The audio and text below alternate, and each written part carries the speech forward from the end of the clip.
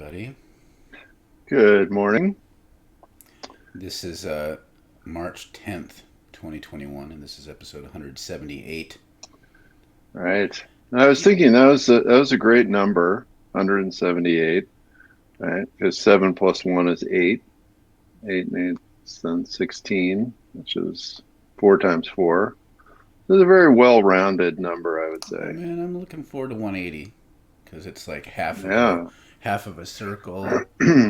Yeah, that's a And then good you get one. that math trick of 8 plus 1 equals 9, so that means it's divisible by 9. Like that. All sorts Right. of math magics with that number. Um, Aside from the numerology, we're going to also talk about this is part two of our conversation on why we're Christians.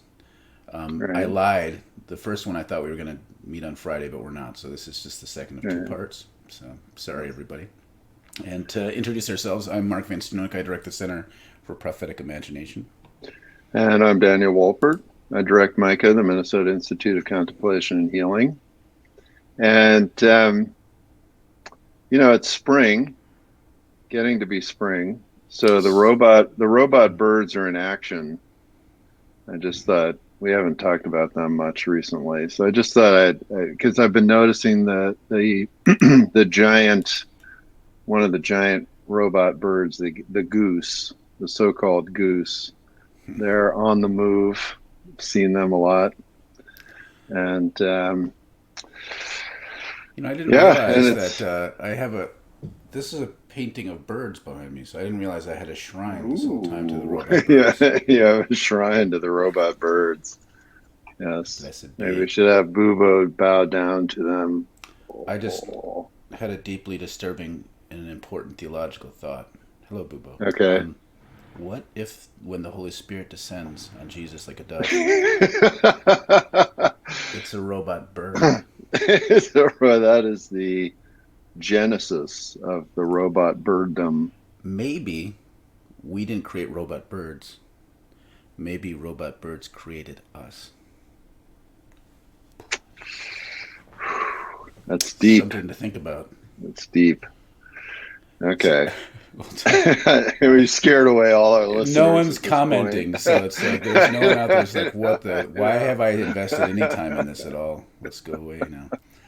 Uh, so we're talking about why we're Christians, and I don't know. Yeah. Maybe a good place to start is that story about Howard Thurman that you told me Yeah. about earlier. Yeah. Yeah. So, it's kind of fun that we're doing this week because this week also kicks off the class I'm teaching on Howard Thurman, and so I've been thinking a lot about this issue really because that was a big issue for him that he had to think about and address. And Here we Kathleen, go. Just a little interruption. Kathleen writes, "Good morning in the name of the Father, the Son, and the robot bird."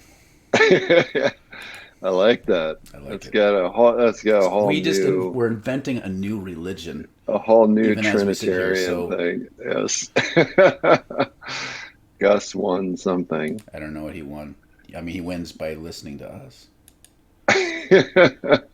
Uh, Catherine writes, "My only relevant comment: I met a robot bird in Dungeons and Dragons last week. It tried to peck us, and I shot it with my longbow while riding a badger, as one does."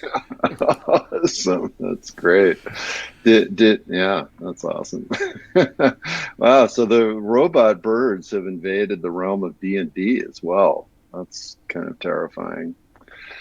But it's true, if they are the spirit of all things, then you would expect them to inhabit all realms of reality. So I guess that makes sense. Well, and it makes sense that it would show up by people drawing upon our mythic memory Yeah, and creating new yeah, worlds. absolutely.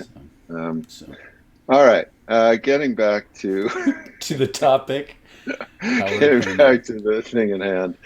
Yeah, so in when Howard Thurman was 35 years old, so that was in 1935 or early 1935, he went on a trip to India with a delegation of a number of pastors and religious folks, and he was meeting with this Hindu teacher there, And so, of course, in 1935, India was still a British colony, part of the British Empire.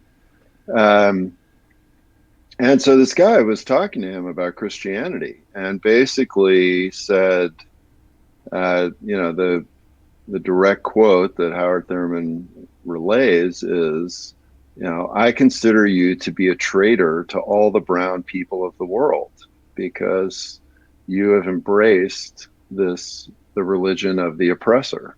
Mm-hmm. What do you have to say about that? And, Howard Thurman, because he was such an open, thoughtful person, took this challenge very seriously.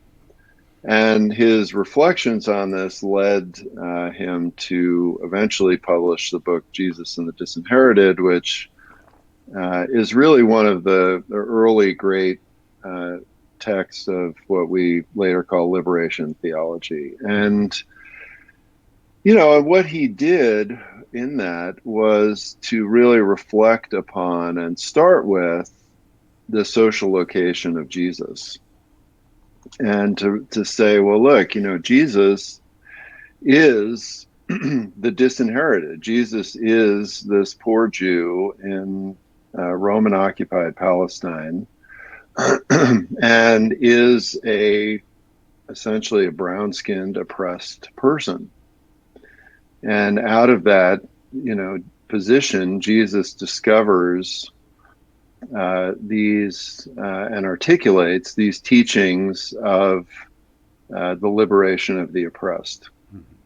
And so that's why, and it's interesting about Howard Thurman is that although he talked about being Christian, often he preferred to talk about being a follower of the religion of Jesus, Mm-hmm. which is another, we talked about different ways of kind of phrasing this on Monday. And, that's another phraseology that I really like. Yeah, it's interesting. Again, I like that term, and to me, because the word religion isn't an inherently bad word. For some reason, people have lumped all sorts of bad things with the term religion, as though religion Mm-hmm. has always been this thing. I mean, what we Right. think of as religion is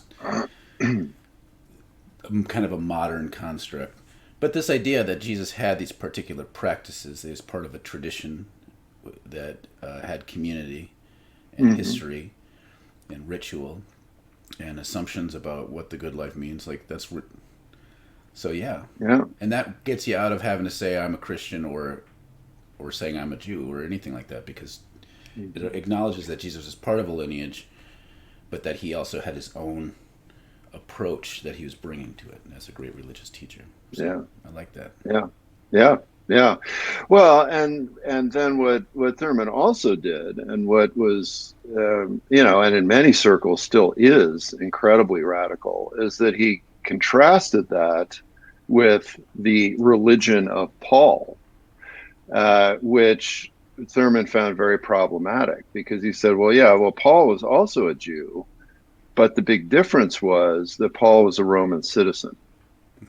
And so that Paul, therefore, had this access to power that Jesus never had. And Jesus, as Thurman puts it, Jesus could simply be killed and left by the side of the road without any recourse. But Paul, as a Roman citizen, that was actually a crime, would have been a crime to kill him. And so that the religion of Christianity that gets aligned with empire, Thurman would call the religion of Paul, whereas the form of Christianity that looks to liberation is, in his words, this religion of Jesus, and that's what he wants to align himself with. It's interesting. I mean, there's there's a lot in there. We could have a whole thing about Yeah. how to think about Paul. I mean, I'm not a Mm-hmm. big I'm not an anti-Paul guy. I kind of like Paul, but I really like that insight Mm-hmm. that the access to power changes things. I mean, it raises this question for people who are generally more in the dominant culture. we, whether we like it or not, have more in common with Paul because of our access to power. So we can't Hmm. just we can't just leap over to somehow saying like we can adopt the same sort of posture that Jesus did, Hmm. because Right. like Howard Thurman could in the context of being a black man in America. Right. So it raises all these questions, and so you can see what Paul does with these tactics of power, and how, even though I think it was an honest attempt at trying to deal with these complexities of this privilege that he had, that he was born with. He didn't choose it, but it does create open this. It opens the door for this sort of imperial inflow Yeah. into messing with the religion of Jesus. Hmm. Yeah, Hmm. Yeah. but Yeah. And so to me, the interest that I have in this religion of Jesus is that it really is part of what is often called the prophetic tradition, and which is continually critiquing the structures of power in society, and is constantly encouraging everyone um, to work more for a just society at every different level, economic, political, social, spiritual, all of those kinds of things. And and it's always fascinating to me. I mean, this is the continual conundrum, right? That the dominant culture has. And right now there's this incredible argument going on in the Lutheran circles around uh, this issue of racism and white privilege. Mostly got going by this horrendous article that this guy Ted Peters, who's a Lutheran theologian, wrote in the Journal of Lutheran Ethics, I think it's called, and it was just trash. I mean, it was so bad, and it was this very clear old white guy defense of racism, essentially. And there have been now some great pushback commentaries about that. But this is the ongoing problem, right? That if one is in the dominant culture and has all of the privileged trappings of that, it's very hard to both see that and then do the work to let go of that. mm-hmm. Some good comments are starting to come in. Um, Juiced writes, "Good thing there are many tools now, also far-reaching beyond what traditional Christianity has to offer, to develop and cultivate empathy for the oppressed. In this sense, maybe the religion of Jesus is more available to us now than it was in past times." I mean, I feel like there's a lot in that comment that's good. It's a lot to unpack. I mean, part of it is Hmm. uh, there's not one thing called traditional Christianity, which I think is part of what we're finding now. Like the people that Right. we've tended to have, sorry, for lack of a better term, blinders um, to other kind of streams of Christianity, which now we can see and experience a little bit more because of ready information everywhere. But then also, there's a reason why conservative Christians are losing their fucking minds about critical race theory, right? Right. And these things that are understanding, like, white supremacy, colonialism, like these different kinds of ways of understanding how power dynamics work, reinforms Christianity and gets us back to what our roots are in this religion of Jesus. So you're right. I think there's all sorts of awesome potential for innovations that actually get closer to the heart of things. So yes, it's new. It's bringing something new into our experience of Christianity, but it helps us get in touch with something very old. Hmm. Hmm. Series writes, "I appreciate Thurman's insight on Paul. I wish there's more of that insight than the typical scapegoating and canceling of all things of Paul of Tarsus." Yeah, I think there's in this. I it's it's too easy just to say, "Oh, I'm just going to get rid of Paul," and then to stick to the Gospels, as though that somehow makes things cleaner. Because part of the Hmm. issue with Paul isn't that Paul is some sort of bad guy; it's that he was doing translation work. He was trying to Hmm. interpret this tradition into a different context. And anytime you do that, you're going to distance from the original impulse. But there's no way to go back to that original impulse in some sort of pure Platonic form. Yeah. Yeah. So I agree. Like we need to grapple with what Paul was trying to do and why, and then Mhm. be honest about our own similar struggles with what we do with Yeah. this Jesus stuff.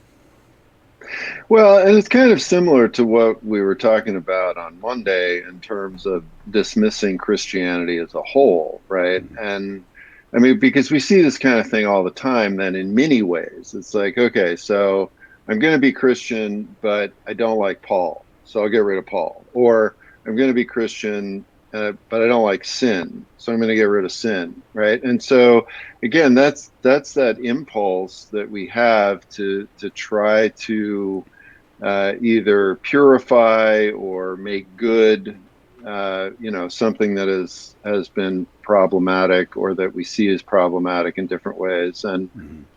I mean, this is why to me the Thurman thing is just so fascinating and relevant to this discussion um, because in that we see somebody, and of course there are many people of who agree more with the Hindu teacher than with Thurman, right? I mean, there are many black folks in America, people of color, who have just said, yeah, Christianity is the slaveholders' religion, and I can't have anything to do with that.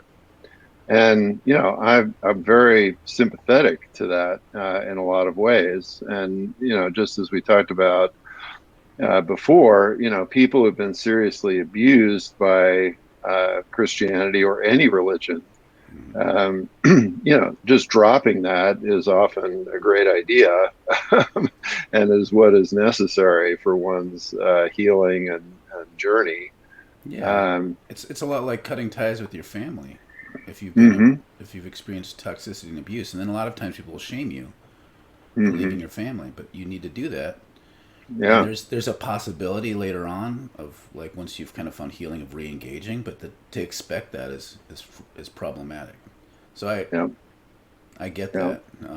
yeah. Part of the problem is for a white Christian like myself is that I've been a part of the abusive system, so I can't just leave it and think, well, now I'm going to be free from its toxifying effects. It's in me. So part of this work, Yeah, like, what do I do? What do I do with this Christianity that's inside of me? And this is a yeah. grappling question. And this is to me part of what was happening in a weird way, like with those early Christian followers. Like, so Kathleen writes, Paul's writings preceded the Gospels. Many people forget that. They were all trying to figure out what to do with all this stuff. Like, they had hmm internalized toxic stuff. I mean, Jesus is countering all sort of toxic elements that had become embedded within his social context, including his Yeah, religious traditions. And so they're yeah, grappling with this and trying to like, how do we chart a new path? And then the followers of Jesus are saying like, well, what do we do now in light of Jesus? And they don't all agree.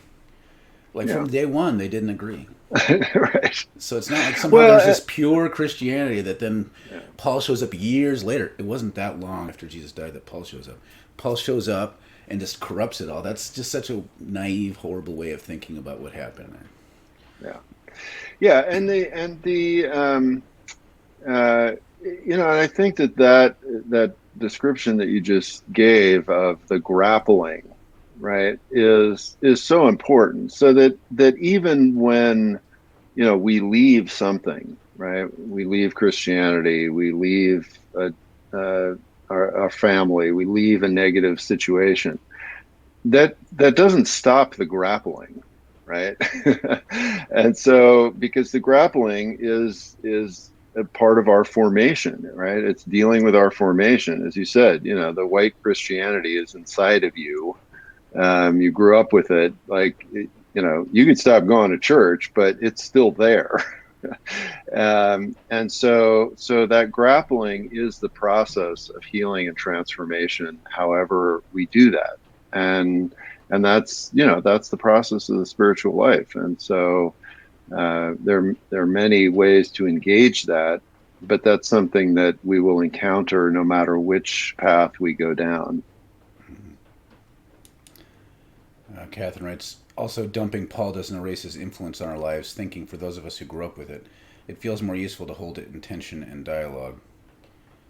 Right. And Stephen that's writes, yeah, Stephen writes, I'm anti-Paul. Even the approach to reject the later 7 epistles, which solves the biggest problem of support for slavery and other ones, we're still left with his homophobia, crosses, sacrifice theology, and general inegalitarianism. Um, yeah, I don't think he was homophobic. I mean, this is where it gets all messy. Yeah, It's yeah. like, uh, is the problem Paul or the interpretations of Paul, and how do you divide the two? Because you can't. It's all too fuzzy to Hmm. like create a line. Uh, he's not the only one who talks about the cross in terms of some sort of sacrifice, because sacrificial theology was still embedded within the Judaisms of his day. And so Hmm. it's not just Paul, but Paul is, since he's the loudest voice in the New Testament, articulates it the most strongly, is grappling with it. So it's all Well, messy. yeah. Yeah, and and 2000 years later, there's no way to read Paul in some pure way, right? I mean that's the always the problem about all these things, right? Is that everything that we hear when we read Paul or we have a text read to us in church, everything that we hear, the way that we hear it, the lenses that we filter through, don't come from him, right? They come from thousands of years of Christian behavior, and then our specific formation within our specific tradition and church. And yeah, so it's a really complicated stew. To continually unpack or flavor or dive into and drown in or something. I don't know. Well, and if we, Mixed metaphors. well, in the two of the Gospels, like at the very least, you could say Mark and Luke were both part of the Pauline camp. If you read the book of Acts, it's clear that Luke has a favorable view of Paul as an authentic apostle, and that Mark was a disciple of Paul's. He had a big fight with Barnabas over Paul or Mark, whether or not he could still stay in. And Mark and Luke are considered the most egalitarian and radical of the four Gospels. So what do we do with that? It's messy. Like they're part of the Mhm. same group. I mean, Yeah. if we believe what Acts says, Peter and Paul ended up coming to terms. But like within John Especially and once they Matthew's, met Mary. Paul, I see what you did there. So yeah, Series writes. Plus, there's always been liberatory syncretic folk, Christian divinization magic and practices for centuries, which a lot of progressive American Christians would have ostracized even now as witchcraft, communism, anti-American. Yeah, Yeah. I mean that brings up a whole other area of like the fact that none we all have some sort of syncretized Christianity, because there's no such thing as pure Christianity. Right. And it's funny, like the more imperial it is, we think it's more pure. But if you get the folk people with their like chicken feet and what are they doing, like that kind of thing, we somehow make that impure. Somehow that's less Hmm. of an authentic form of Christianity, and we treat it as though it's dumb. And then somehow the Christianity that's in the halls of power is somehow less dumb. There's all sorts of weird Yeah. things tied in with how we perceive these different variations of Christianity. Yeah. Well, and one great example of that, you can kind of look this up with pictures or videos or whatever. The Ethiopian Christian Church, which by any kind of reasonable measure, maybe is the oldest church in the world. Um, if you look at one of their worship services, I mean, the average American Christian would run screaming out of there. I mean, you would not recognize that as Christian at all. But you could say, well, they could say, well, no, this is what Christianity is, right? And um, yeah, and so this is where Catherine, when you talk about holding intention and dialogue and the struggle, um, that is can be again, if it's done in an environment of safety and decency and all of those sorts of caveats, can be incredibly productive and fruitful and interesting. Yeah, and I like this return to this idea of struggle and grappling, because, I mean, there's this tendency to either have to enshrine Paul as though everything that comes out of the New Testament is sacred writ that has to be taken as authoritative, which is kind of, I don't like that posture of scripture, or you have to throw it out. And to me, like, the thing is, like, okay, I find a lot of things in what Paul's doing that's very important for me to think about as very helpful, because I think of him as a religious sort of anarchist organizer. Like, that's kind of the lens I. But at the same time, it's not. It's totally legitimate to say, look, we have this sort of weird centralizing authoritarian trend, and you can trace the dots back to the doors that Paul opened, and we need to be honest about that instead of protecting Paul. Like, he doesn't need to be protected.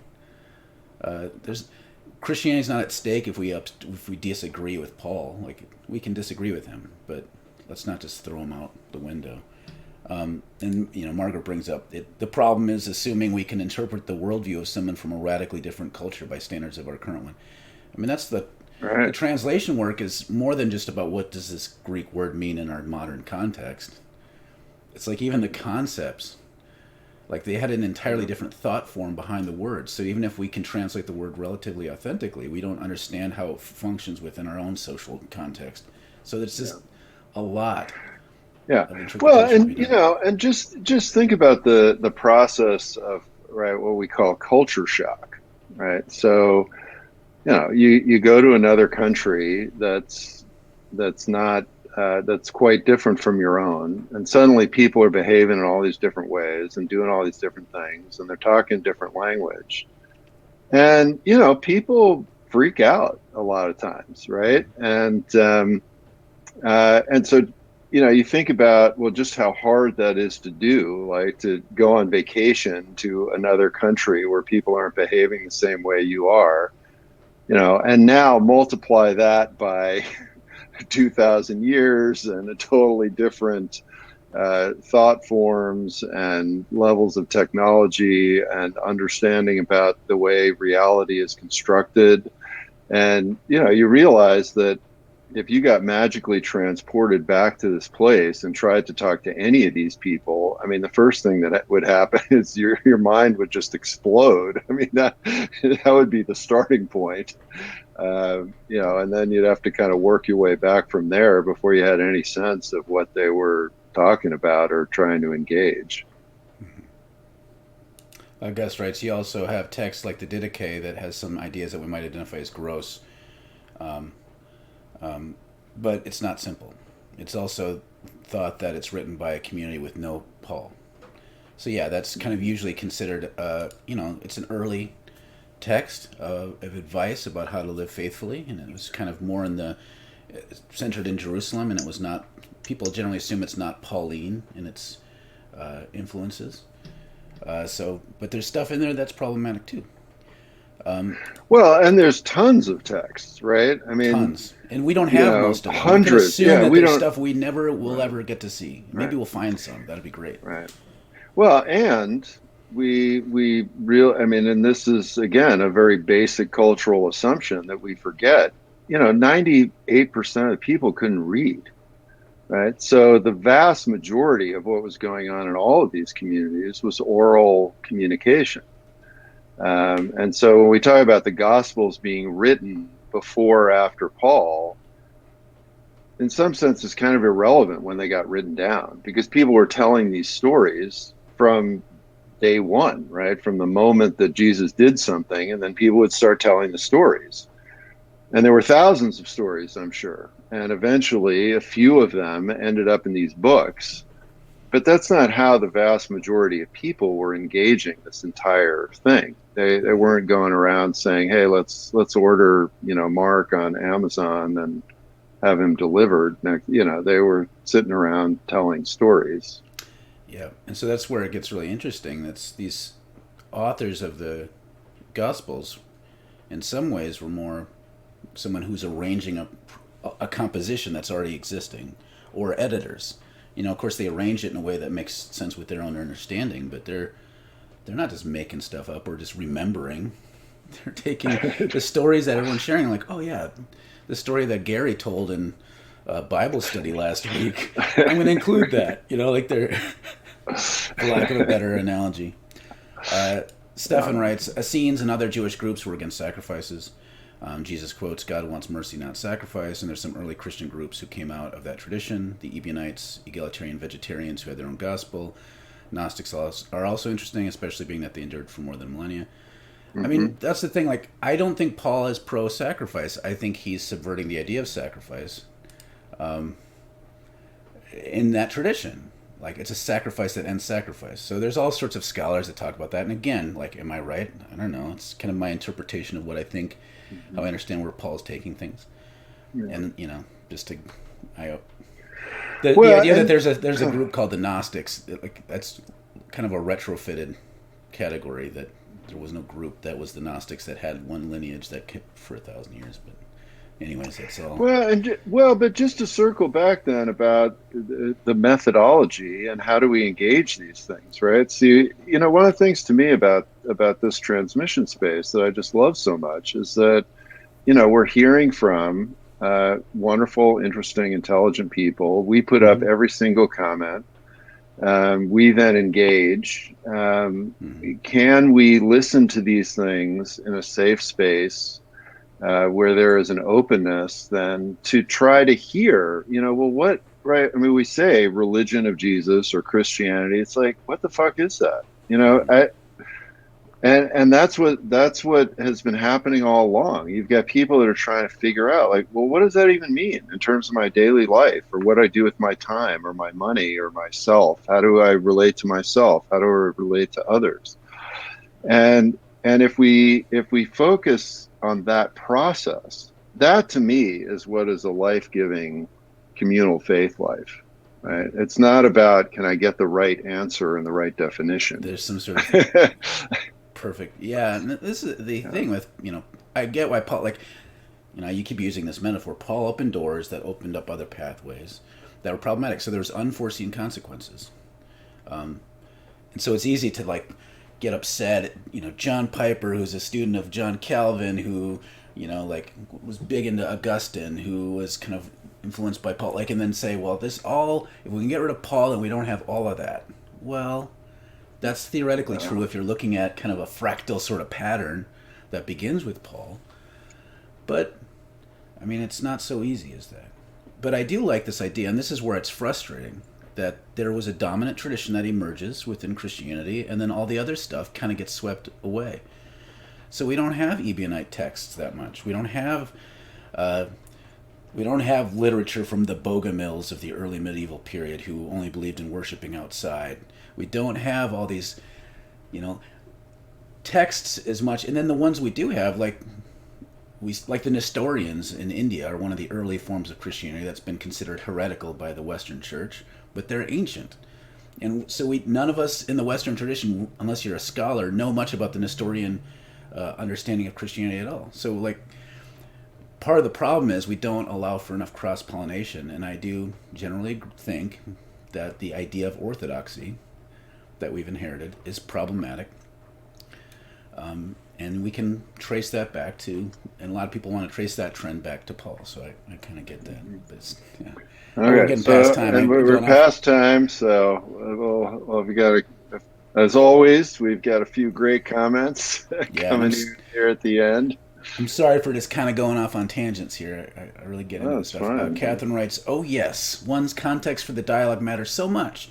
I'm so much more safely able to engage complicated, multi-layered feelings about Paul because I'm currently not in immediate danger of losing a job or housing due to a popular interpretation of Paul as condemning queerness or cohabitation.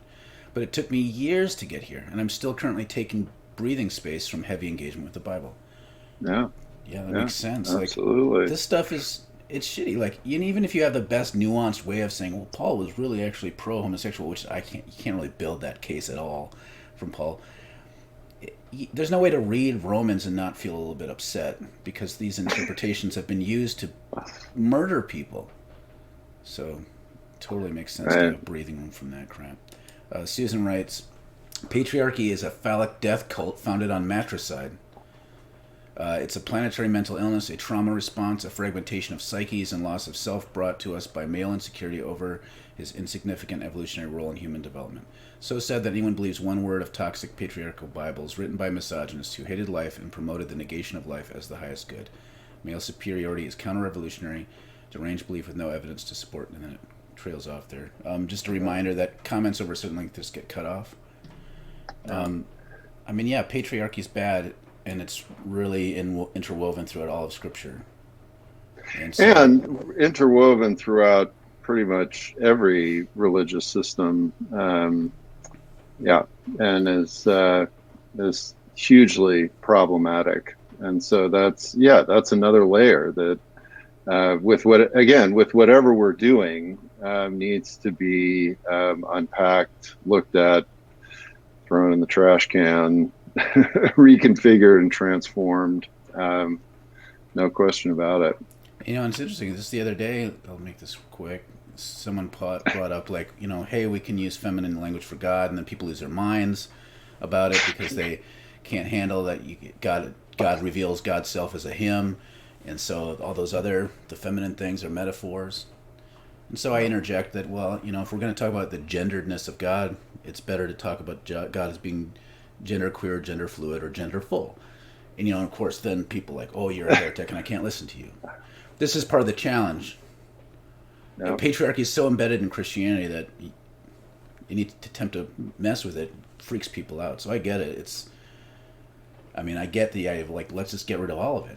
But it's hard because every civilization pretty much that's existing today is also very patriarchal. So it's in the soup. Daniel writes, Rian, then Daniel, and then we'll call it a day. Yeah. I think Paul served a unique purpose. He expressed the importance of perseverance in trying to understand Jesus and the faith. He considered himself the utmost sinner and failure. Even he acknowledges his awareness of his own limitations. He makes points, not as a dictator, but to inspire thought. More than anything, he encouraged thought and not giving up despite the inevitable human errors we will see in the faith and experience along the way. He inspires us to not settle but keep going, and it trails off there. Yeah, so that's one way of thinking about if we think about Paul as a sort of colleague who's grappling with stuff and provoking thought instead of some sort of dictator. That's a helpful way, I think, of relating to him and Scripture in general, personally. Daniel writes, I think it can be helpful to read the ante-Nicene Fathers as context for the place of Paul in the early church. Clement, for example, explicitly mentions the martyrdom of Paul in his first letter, and what I think becomes obvious is that the early church was pretty radical in terms of its ministry and advocacy with and for the poor, something Paul mentions in his letters as well. For example, his agreement to collect offerings to be given to the Jerusalem church for distribution to the needy, and it trails off from there. Yes, there's a lot of radicalism in that context that maybe by some of our standards today is not as radical, and that's why I don't think we should be ensnared to a particular place in time with our understanding of our faith. Ceres writes, patriarchy is interwoven in both New Age spirituality and sciences, even in atheism. Yeah. It's toxic. Toxifies all sorts of things. Yeah.